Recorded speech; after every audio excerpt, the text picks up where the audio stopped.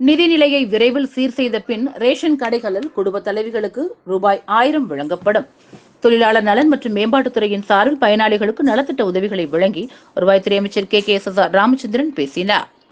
விருதுநகர் மாவட்ட ஆட்சியர் அலுவலக வளாகத்தில் உள்ள கூட்டமன்ற அறையில் தொழிலாளர் நலன் மற்றும் திறன் மேம்பாட்டுத்துறையின் சார்பில் அமைப்பு சாரா தொழிலாளர்களுக்கு மற்றும் உங்கள் தொகுதியில் முதலமைச்சர் திட்டத்தின் கீழ் பயனாளிகளுக்கு மாவட்ட ஆட்சியர் மேகநாத ரெட்டி தலைமையில் வருவாய் மற்றும் பேரிடர் மேலாண்மைத்துறை அமைச்சர் கே.எஸ்.ஆர். ராமச்சந்திரன் கட்டுமானம், உடல் உழைப்பு மற்றும் ஆட்டோ வாரியத்தின் மூலம் இயற்கை மரணம், கல்வி மற்றும் ஓய்வூதியம் என 1080 பயனாளிகளுக்கு 17,61,250 ரூபாய் மதிப்பிலான நலத்திட்ட உதவிகளை வழங்கினார். நிகழ்ச்சியில் பேசிய அமைச்சர், முதலமைச்சரின் உத்தரவின் பெயரில் மக்கள் கோரிக்கைகள் நிறைவேற்றப்பட்டு வருகிறது என்றும், தகுதியுள்ள அனைவருக்கும் வெளிப்படைத்தன்மையோடு நிவாரணம் வழங்கப்படும் என்றும், பெண்களை மையப்படுத்திதான் நலத்திட்டங்கள் வழங்கப்பட்டு வருவதாகவும், பெண்களின் கைகளில் கிடைக்கும் நலத்திட்டம் குடும்பத்திற்கு முழுமையாக சென்று சேரும் என்றும், குடும்ப தலைவிக்கு ரேஷன் கடைகளின் மூலம் 1000 ரூபாய் வழங்கும் திட்டத்தை விரைவில் முதலமைச்சர் துவக்கி வைப்பார் என்றும், வீட்டில் குழந்தைகளை தனியாக ஆன்லைன் வகுப்பில் படிக்க வைக்கும் நேரம் பெற்றோரும் கவனம் செலுத்த வேண்டும் என்றும், குழந்தைகளோடு பெற்றோர்கள் அதிக நேரம் பேச வேண்டும் என்றும் கோரிக்கையினை வைத்தார். முன்னதாக கொரோனா விழிப்புணர்வு வாகனத்தை கொடியசைத்து துவக்கி வைத்த தானியங்கி ஆக்சிஜன் உற்பத்தி செய்யும் கருவிகளையும் மருத்துவமனைகளுக்கு வழங்கினார்.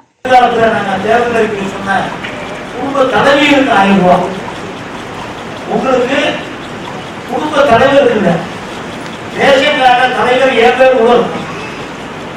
குடும்ப தலைவர் யாருன்னா என் பேர் இருக்கும். குடும்ப தலைவர் வீட்டுக்காரமாக இருக்கும்.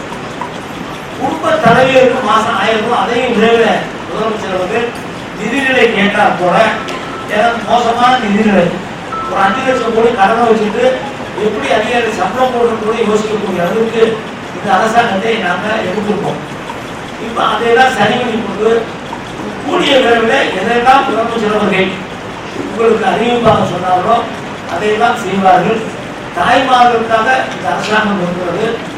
வருகிற பணத்தை ஒழுங்கான முறையில் நீங்கள் செலவழித்து அதை நீங்கள் செய்ய வேண்டும். நம்முடைய வீட்டில் இருக்கிற குழந்தைகள் தான் விரைவில் பள்ளிக்கூடத்துக்கு போகக்கூடிய சூழ்நிலை அரசாங்கம் ஏற்பாடு செய்திருக்கிறது. அறிஞர்களோடு மருத்துவர்களோடு கலந்து கொண்டு அந்த வேலையை செய்கிறார்கள். இந்த இருக்கிற காலத்தில் இந்த 1 வருஷம் காலமாக பார்த்தீங்கன்னா வீட்டில் குழந்தைங்க இருக்காங்க. அந்த குழந்தைகளோட நிறைய பேசணும். அந்த குழந்தைகளை வீட்டுக்கு ஒரு ரூமுக்குள்ள அடைச்சி வச்சுட்டு இந்த ஆன்லைன் கிளாஸ் உட்கார வைக்காது. நீங்கள் பேசுங்க, உங்கள் வீட்டில் இருக்க வேற குழந்தைகளோட பேச சொல்லுங்க, பக்கத்து வீட்டு குழந்தைகளோட பேச சொல்லுங்க. தனிமையை அந்த குழந்தைகளுக்கு நீங்கள் கொடுக்காதீங்க. அதை கொடுத்தா அந்த குழந்தைகளுடைய தனிமை அவர்களை பாதிக்கும். என்ன பார்த்தீங்கன்னா எங்கள் வீட்டில் என் பேர் வந்து கண்ணாடி போடுறதில்ல.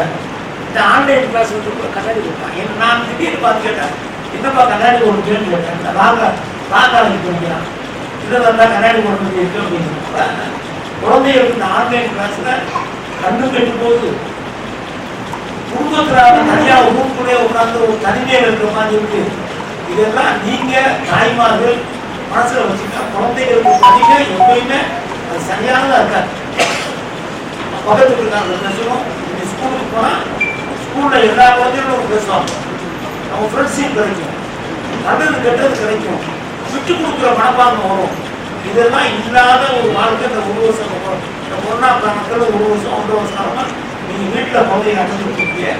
நீங்கள் ஞாபகமாக குழந்தைகளோட தினசரி ஒரு 1/2 மணி நேரம் 1 மணி நேரம் ஒதுக்கி அந்த குழந்தைகளெல்லாம் நீங்கள் பேச நேரத்தில் தாய்மார்களாக இருக்கிற காரணத்தால் அந்த வேண்டுகோளை சொல்லி அந்த